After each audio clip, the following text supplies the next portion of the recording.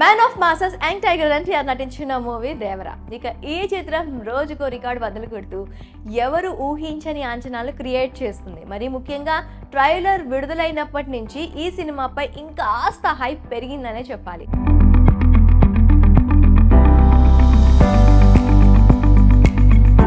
ట్రైలర్లోనే Tarak action ఈ రేంజ్లో చూపించాడంటే ఇక సినిమాలో ఊచకోత తప్పదు అని ఫ్యాన్స్ ఫిక్స్ అయిపోయారు. ఈ నేపథ్యంలో ఎన్టీఆర్ రెమ్యూనరేషన్ కు సంబంధించిన ఓ న్యూస్ ఇండస్ట్రీలో తెగ వైరల్ గా మారింది. RRR మూవీ కంటే ఎక్కువ పారితోషికం తీసుకున్నట్లు టాక్ వినిపిస్తుంది.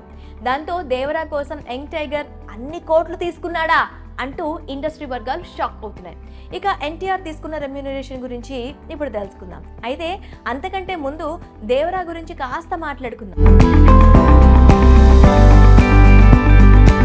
దేశవ్యాప్తంగా దేవరా మూవీ గురించి పెద్ద ఎత్తున చర్చ జరుగుతుంది. సెప్టెంబర్ 27న వరల్డ్ వైడ్ గా విడుదల కాబోతున్న ఈ చిత్రం కోసం తారక్ ఫ్యాన్స్ తో పాటు సగటు సినీ అభిమానులు ఎంతో ఆసక్తిగా ఎదురు చూస్తున్నారు.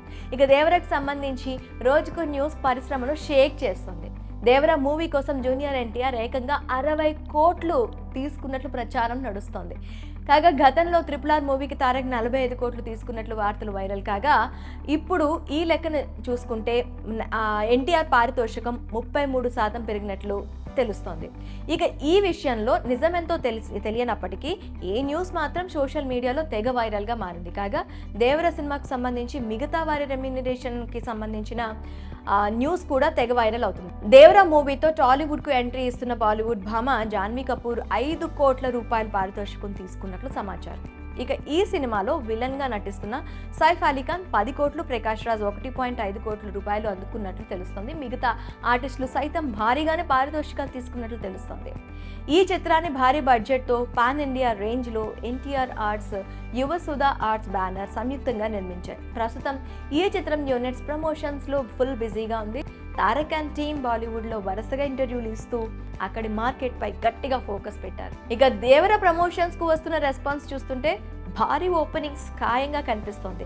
చూడాలి మరి RRR తో బాలీవుడ్ లో సత్తా చాటిన యంగ్ టైగర్ దేవరాతో ఏ రేంజ్ లో కలెక్షన్లు రాబడతాడు. మరి తారక్ రెమ్యూనరేషన్ పై సోషల్ మీడియాలో వైరల్ అవుతున్న న్యూస్ పై మీ అభిప్రాయం ఏంటి?